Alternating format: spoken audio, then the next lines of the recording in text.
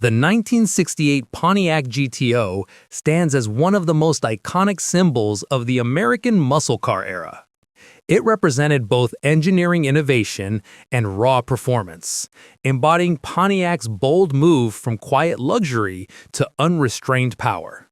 The story of the GTO begins in 1964, when Pontiac engineers John DeLorean, Bill Collins, and Russ Gee installed a 389 cubic inch V8 into the mid-sized Le Mans. This Gran Turismo Homologado, a name borrowed from Ferrari, created the template for the American muscle car. Big engine, lightweight body, and affordable price. Its instant success redefined Pontiac's image and set off Detroit's horsepower wars. By 1968, the GTO had evolved into a new generation built on General Motors' redesigned A-body platform. This model was more compact, aggressive, and stylish, featuring the famous Coke bottle profile and a revolutionary Endura front bumper.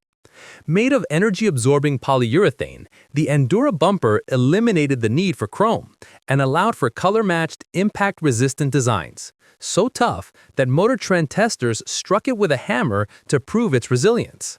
Under the hood, the standard 400 cubic inch V8 produced 350 horsepower, with available high-output and ram air versions boosting performance further. The car could sprint from 0 to 60 miles per hour in as little as 6.5 seconds, remarkable for its era. The four-barrel carburetor, Hurst shifter, and functional twin hood scoops emphasized performance while maintaining everyday drivability. The 1968 GTO was named Motor Trend's Car of the Year, recognizing its perfect balance of design, technology, and power.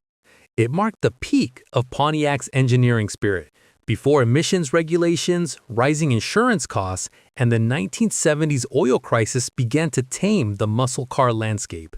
Today, surviving 1968 GTOs are prized collectibles, restored and shown at classic car events worldwide.